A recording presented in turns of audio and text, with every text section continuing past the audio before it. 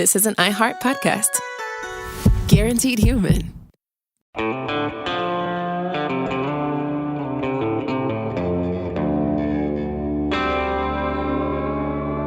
Body Bags with Joseph Scott Morgan.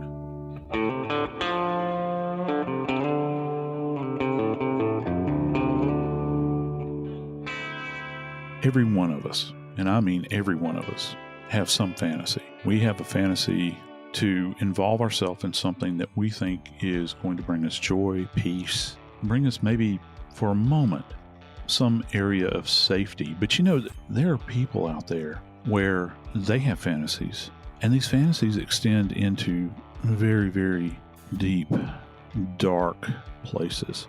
I've borne witness to the outcomes many times of actions that people have taken as a result of some kind of fantasy that they might have, but I can't remember a case that is any more horrific than the one that we're going to talk about today. It involves a young lady by the name of Kensie Aubry, and her life became intertwined with a fantastical narrative that a monster created and brought her into, and she wound up dead. I'm Joseph Scott Morgan, and this is Body Bags. Dave Mack, I know that all of us entertain some type of fantasies. As I've said, most of us, the fantasies that we have, I think, are good ones. We're seeking out to get away from whatever our mundane, humdrum lives are, or maybe we're going through some tough times in our life and we just want to escape, even just for a moment. And we fantasize about having a bank full of money, or living on an island somewhere, or in a mountain cabin with a rushing stream, someplace where we can find peace. But isn't it amazing that some people, when they entertain fantasies, they're not necessarily seeking peace? And the case that we have today, I have to say to you, the individual that is responsible for the homicide that we're going to talk about, it's actually two people, but one primary, their fantasy actually involved arguably one of the most horrific things that someone could conceive. Kensie Aubry. Kensie, 32 years old. She is looking for a fresh start. She was looking to live out her fantasy of life. At the age of 32, a lot of us have made a number of mistakes in our 20s. It's almost like, your friends, when you're in your 20s, a friend calls you up and says, "Hey, Joe, let's go to the beach for the night." Okay.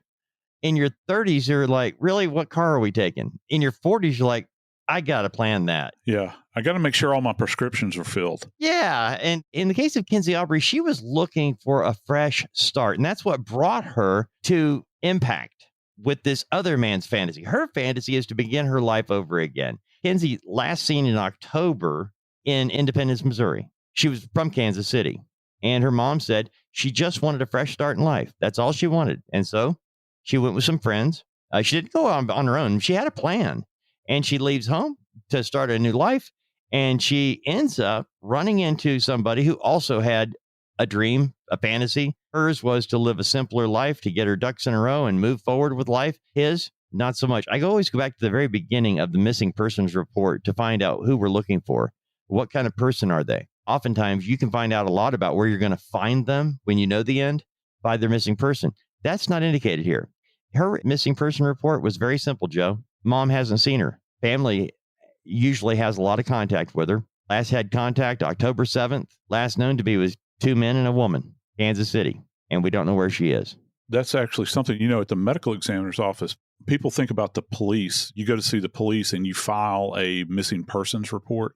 In a lot of big cities, Atlanta being one where I used to work, we actually had a missing persons file as well. And that information did not come to us from the police. We would have family members that would reach out to us, because many times family would assume the worst. And sometimes it actually came to fruition. And we would have a mom or a dad or even a spouse that would literally show up at the ME's office. I've had them come in, Dave, at 2:00 in the morning.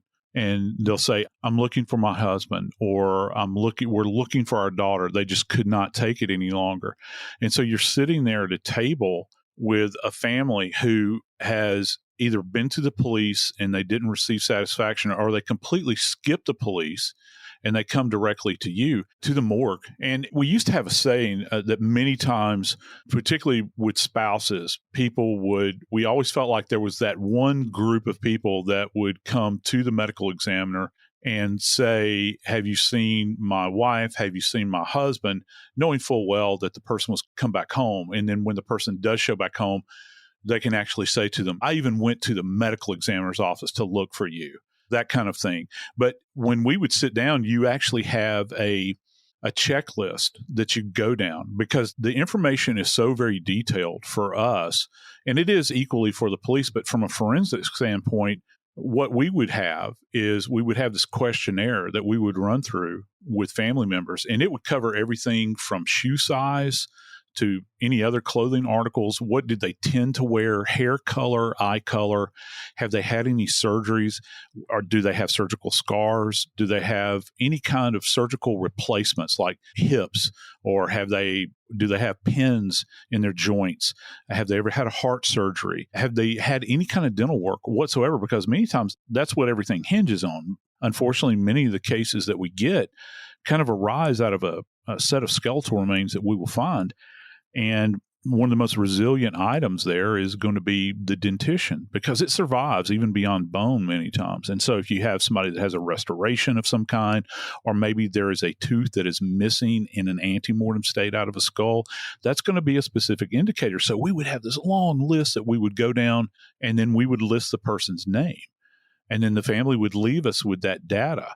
And it's a great place to start from. So if we ever got an unidentified body that came in from the field in some way, they found a skeleton or maybe just a decomposing body, we would go back through our files first off and say, well, has this person been reported missing? The police are much broader, because most of the time they're looking for a living individual that may have on their own free will and volition just decided to shake the dust off their sandals and go somewhere else, and you have no idea where they are or where they wound up. And that's just the way it works. I'm glad you said it that way, because that's kind of what it was here. Because mom was like, Kensie left. I know she had a rough life growing up. She's trying to find her own way now as an adult. She's 32. She can go wherever she wants. Last seen with this 2 men and this woman in Independence, Missouri. Would somebody please help me find my daughter? And as you were talking about that, I was thinking, she did have some tattoos, 5'3", 130 to 150 pounds. They had all that in the descriptor of what to be looking for, but they didn't know it at the time, but they weren't looking for her anymore.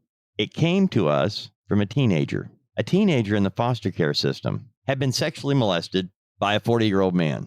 That's what broke the story. A teenager who actually had the wherewithal to stand up and say, this person abused me, and you're not going to believe what else he told me. You're not going to believe what else I've seen.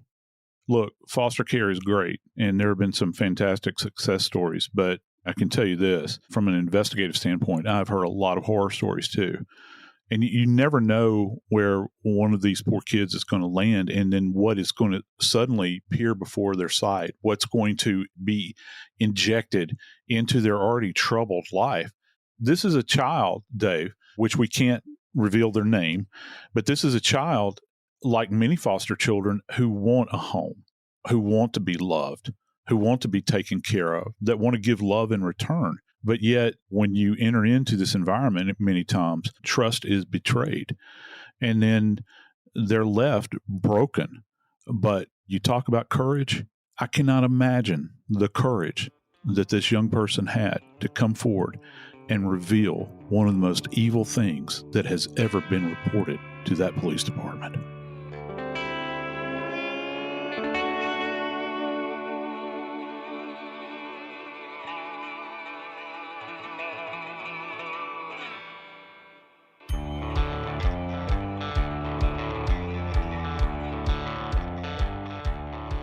I don't know about you, Dave, but when I've lost something, I have to have a place to start.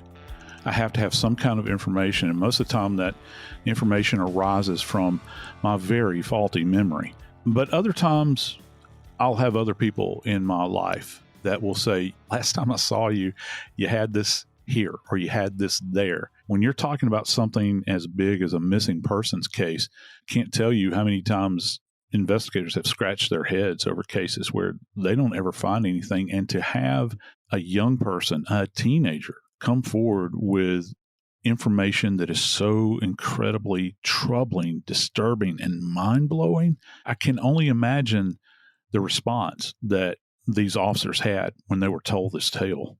People in the foster care system, young people, we know that there's a lot of bad situations there. They're oftentimes taken out of a bad situation and placed in foster care where they become a victim again of another predator of a different type. Here's the case of this unnamed teenager. She actually knew this woman named Maggie Ybarra, the teen that we're talking about. She had been removed from a home that Maggie Ybarra was in. I don't know what their relationship is, but the teenager knew Maggie, and she was living in foster care. She went looking for Maggie. They had a relationship to when she was a small child. Now, Maggie Ybarra is 30 years old.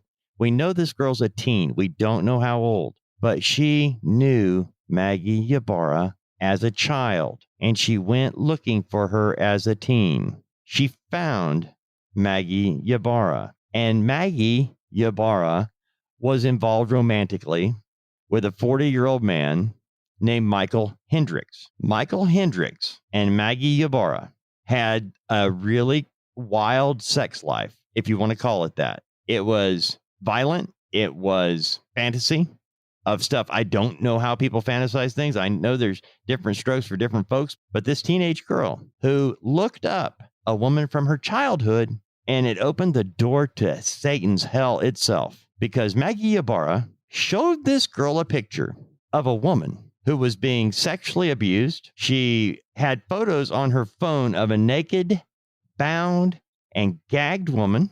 And there were other images on the phone depicting dismembered human remains. Now, I don't know if Maggie Ybarra showed these pictures to the teen as a threat. This could be you. I don't know, because we haven't had a chance to find out who she is. I just know that she's braver than I would have been in my teens.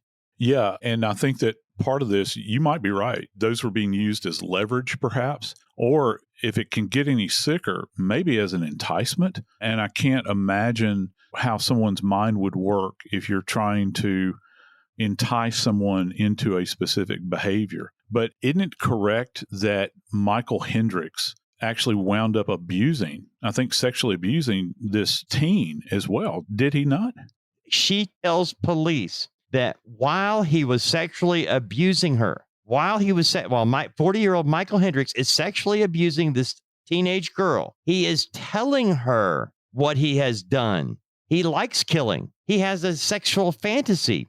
And she actually said to police that he likes killing. He gets excited. It gets him off to kill. That's what he told this girl while he was sexually abusing her. That's what she was hearing. It all leads to a missing person, because the photos on that phone were of the missing woman we told you about at the very beginning. It was the woman whose mother called police and said, "I haven't heard from my 32-year-old daughter. She left Kansas City.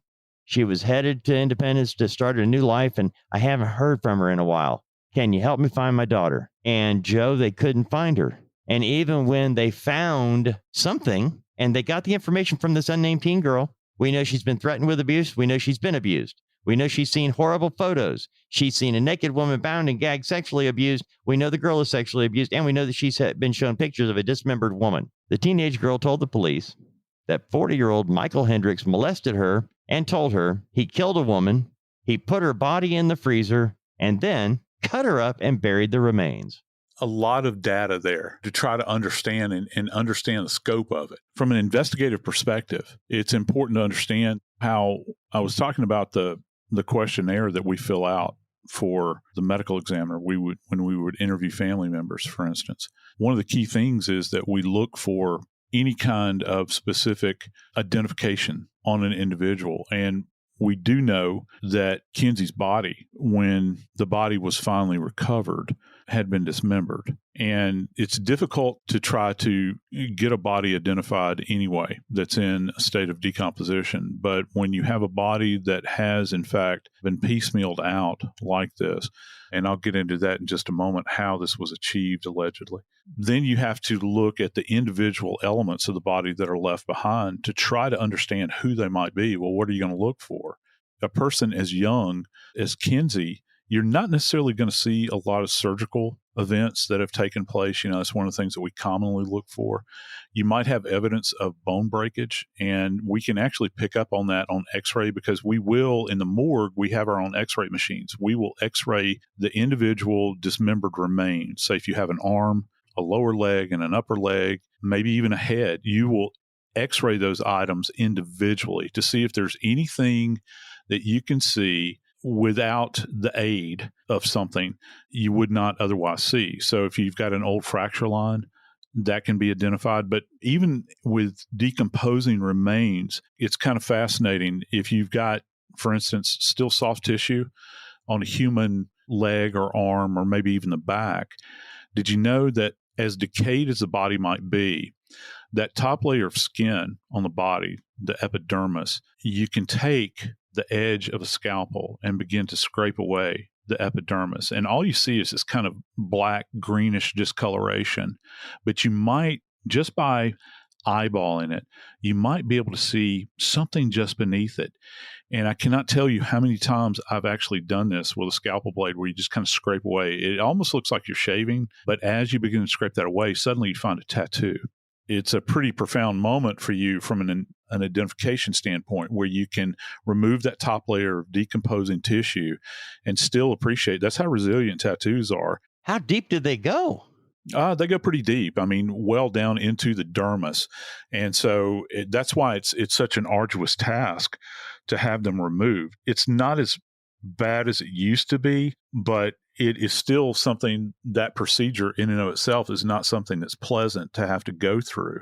But the skin is essentially inked and stained, now forever, amen. And as you scrape away that top layer, many times you can truly appreciate a tattoo. And if you apply, I think that it's hydrogen peroxide, we would do that in the morgue and kind of let it bubble to get out a lot of the dirt that's in there. Sometimes you can kind of bring them back to life and see some level of vibrancy in the midst of all of this decay. You can even go back as far as, and I urge anybody, because I've told you before, I'm a history guy, you go back and you look at the bog bodies that were recovered out of Denmark, and I think some in the British Isles, they had rudimentary tattoos on the body, and this was back in the Copper Age. They had tattoos. You can still see those on some of those bodies now because the bodies are so well preserved out of the bog. You can still pick up on a lot of indicators that might tell you what the point of origin is. Here's the problem with tattoos nowadays, though, because everybody has them. It used to be where when you were using a tattoo to specifically identify a body, many tattoo artists came from particular schools of training, and you can actually kind of trace a familial lineage to the training. Nowadays, there are tattoo shops everywhere. You don't necessarily have to sit at the feet of a master to learn. And many times tattoos all look the same to us. I'm no aficionado, but it's not as distinctive, say, for instance, that it once was. When we're trying to get a body identified, there's any number of things that we're going to look for. And when you're standing over a grave, as in a clandestine grave, as these investigators were out there in Missouri, they had, when they cracked open the ground, they certainly had more questions than they did answers.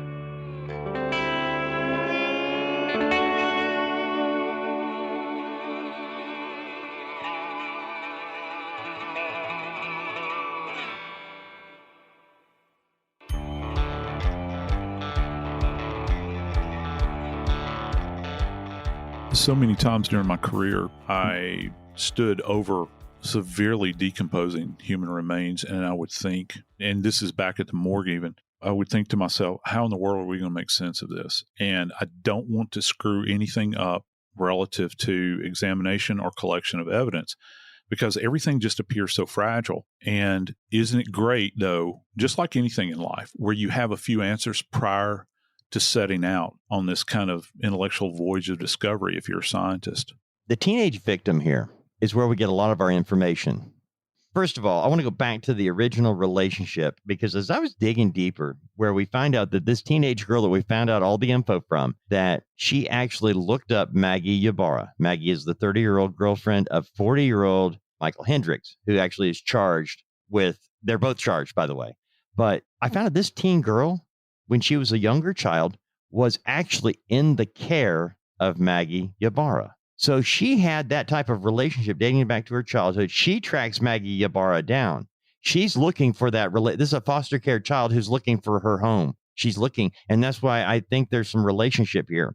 The reason the girl was removed from Maggie's care as a child is because one of Maggie's boyfriends at the time sexually molested this girl who is now a teenager. The teenager now tracks Maggie down. Maggie shows her these pictures of a dead body. And we know that Michael Hendricks sexually molested the girl, the teen girl. And while he was doing it, he told her that he got off on killing people, that it got him excited sexually. Now, the teen girl tells the police that she was told that Michael Hendricks choked the woman out that he killed, that he choked her out and then stuffed her body in the freezer and cut her up with a chainsaw before burying her. And Joe, I want to go right back to the very beginning on this. Why put a body in a freezer? Isn't that going to make it even more difficult to cut up? And we're told the girl was told that she was choked out, that she was murdered by choking, but we don't. Is there a way to prove that after the body's been frozen and cut up?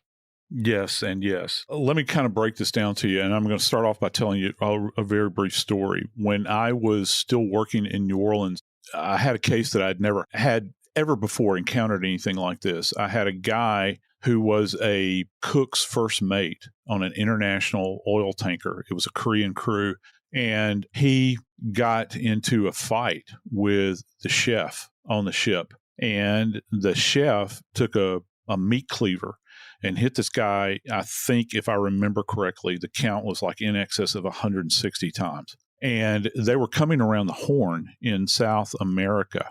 They took the victim's body and put it into the deep freeze. And they've got like the super duper deep freeze on the ships, which I was not aware of. The first port that they put into was actually in my jurisdiction on the Mississippi River. And so we caught the case, and it was something. I mean, we had to get like the Korean consulate involved in it and all sorts of. The ship had a Liberian registry, but we kind of got things figured out. But when we got this guy's body, there was a scene in Goodfellas where they said when they got Carbone's body, it was frozen so stiff they had to wait for 3 days before they could do the autopsy. That is the truth.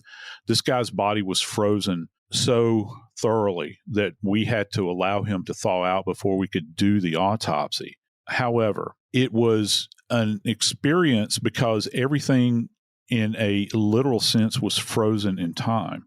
So all of those injuries that this person had sustained as a result of that attack remained in place. They didn't change. They didn't change as a result of decomposition. So with our victim here, with this young woman who has now been killed, and we have information that she has been strangled, essentially. She's placed in a deep freeze. Those insults that she sustained to her body are paused. Now, bodies never completely cease decomposing, even in cool temperatures. It kind of retards the progression of it. So in this particular case, it's going to slow it down. It's not going to go at as quick a speed. Remember, we talk about heat bringing about decomposition in a very quick manner, but it will slow this process down. And so those marks that you might see around the neck, if you're talking about a manual strangulation, those contused areas are still going to be there. But I had a real thought about this. What would be the utility, and why would you freeze a body after you have taken this poor girl's life? And here's what I came to a conclusion. This is the conclusion I came to, from an investigative perspective. First off, you're trying to think about what to do with the body. Can you imagine, and I hope you can't, but just imagine, if you will, you've just killed a human being in this fever that you're in because of this fantasy world in which you're indwelling. And now you have this, oh my God, moment where it's like, okay, I finally fulfilled this fantasy. Now, what am I going to do with the remains? Now, this Hendricks guy, he lives, and this is just outside Kansas City, by the way, where they finally recover her body. He's got a fantastic property. I'm looking at pictures of this thing, and it's absolutely, it'll knock your socks off. I mean, it's gorgeous, very pretty, very big, beautiful house, an outdoor workshop, beautiful green grass, rolling hills. He has got enough land, it would appear, that he could get rid of a body he has access to this property at least. And you look where the body is actually found, and it's immediately adjacent to one of the buildings. So it's almost like he didn't go to a great deal of effort to try to find some isolated rural area to get rid of her in. My assumption was it was convenient and he had nothing but time on his hands. So let's just say that he's killed her and he makes the decision, I'm going to freeze the body. That way I can have a pause so I can decide. I can get all of my tools together. I can make up my mind as to how I want to handle this. Well, it's a rural setting. You're not going to really raise an eyebrow if you hear a chainsaw going off, right? You think about a body that would be just the skin. It would just be torn, that the chainsaw would just be gummed up. And I don't mean to make light of it, but gummed up with the body part, the skin and the tissue and the muscle. It's a big mess. It is a big mess, but not with a frozen body. It's not. A frozen body literally becomes frozen to the core. It's almost, Dave, like you're dealing with a piece of wood. Wow. With the body, once you freeze the body, it would make it easier to cut up than if it wasn't frozen. Correct. Absolutely. If you have a tool like a chainsaw or a skill saw, perhaps, or a bandsaw of some kind, yeah, it would make it very easy to do. All right. But we all know that decomposing bodies smell, that they have a very distinct odor. I promise you, if you've ever smelled this, you will never forget it. It will always come back to you. And you know immediately. By the way, I think people know what the smell of decomposing flesh is even before they've ever smelled it before, because it is so unique to human beings and what we smell like when we are decomposing. Does freezing stop that process? And will the body still, as it thaws out, once you've cut the body up and you're going to bury it, would it then, as it thaws, would it start to have an odor, or would it have an odor when it's frozen? No, it would, in my estimation, if her body went into that freezer as soon as she died, or within, say, an hour, all right, and she shut up in there, the really pronounced decompositional odor that you get with advanced decomposition, that is not occurring at this point. And that's why I say that it retards the process. It literally backs it up. And that's why it's so difficult many times to try to pinpoint. There are a number of cases out there where people have killed individuals and placed them in a freezer, and then they go to thaw them out later. So that decompositional process, as the body thaws, it kicks in as if the person has just died. I think one of the most entertaining movies I've ever seen is this thing with Jack Black called Bernie. And it's based on a true story about this funeral director who killed this woman in Texas. I recommend this movie to anybody. It's absolutely fascinating. It's got Matthew McConaughey in it and Shirley MacLaine. It's a fascinating movie. It really is. And it's really based on a true story. And the victim in this case was actually placed into a deep freeze. So it facilitates mainly not creating a mess. Because if you think about this high-speed blade of a chainsaw, and it is a chain with tiny individual little blades on it that's literally grinding through tissue. If you do this with something soft, you're going to have this tremendous amount of cast-off, high-speed cast-off that's going all over the place. I've actually got a colleague of mine who, within the last couple of years, has worked a case where an individual was dismembered with a chainsaw in the back of a pickup truck. And it was a bloody mess, literally. And there was blood cast off that went, and it was done in the bed of the truck. It was cast off over the cab of the truck, down the front of the truck, and even onto the leading edge of the truck where the grill is. And so it's kind of it's a fascinating dynamic because it's a high-speed event. But if you now have frozen tissue, it's like I was saying before, when you're going through this tissue and it's frozen solid, it's like going through a piece of wood. So you're encountering something here as an investigator. If you're trying to pin down a timeline, the data that you're working with is going to be greatly skewed if you're looking to get some kind of indication from a biological marker here, because decomposition has been thwarted at this point. Now, once these individual remains are placed into the ground, all bets are off, because you will get decomposition going on and it will pick up pretty quickly. And if the body is not in a sealed state or a cocoon state, it's even going to probably speed this along as well. And you have to think about it. Another thing, was the body clothed or unclothed? Because now, after I find out as an investigator that this young girl is relating to me the story that she's heard, hey, I was told that this body was dismembered with a chainsaw. let that sink in. Well, I want to do everything I can on my warrant. When I draw up this warrant and I go search this guy's property, which they wound up doing, I'm looking for that chainsaw because I'm going to try to find a couple of things. From a perspective of fiber evidence, I want to know if there are any bits of cloth that are caught up in here. And you can clean an item to a certain degree, but you're always going to miss something. And then from there, I'm going to look for things like hair. I want to know if there's any hair left behind.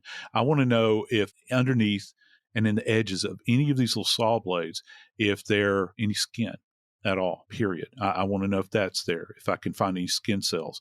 Then I'm going to look for muscle. And all of these tissues microscopically are specifically identifiable. If you can find a bit of that on there and you can look at it under a scope, you can get an idea. It's one of the things we learned in microscopic anatomy. You can tell the difference between skin cells and muscle cells and bone cells. And there will be bone cells as well because the bone is being pulpified at the same time because it kicks up and it creates almost like a histamine mist. If you've ever seen an animal that's been butchered and has been placed on a bandsaw, it almost looks like sawdust, Dave.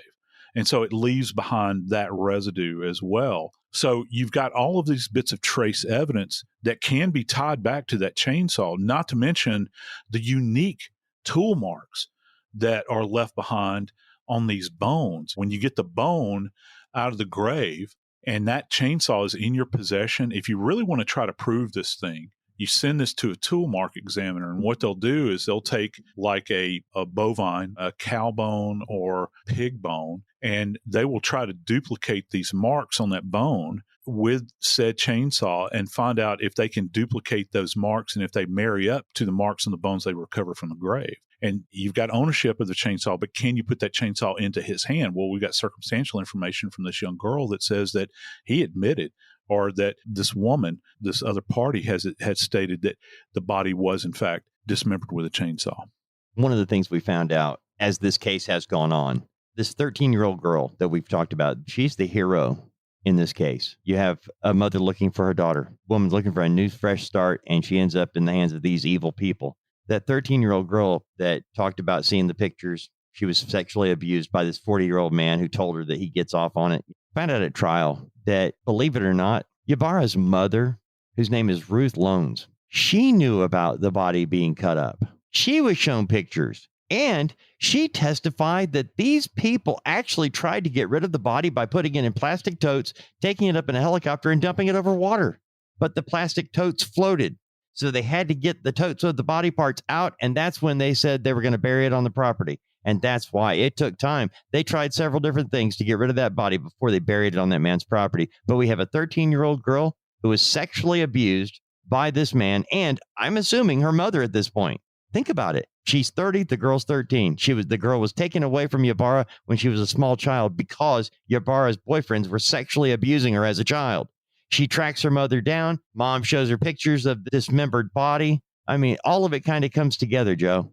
Yeah, it does. And isn't it very sad that she cycled back into this horror show at such a very young and tender age? What she has borne witness to from just the perspective of horror, most people could live 3 lifetimes and never be exposed to anything like this. But at the end, both Ybarra and Hendricks have both been convicted. They're going to be in jail for a long, long time. I'm Joseph Scott Morgan, and this is Body Bags.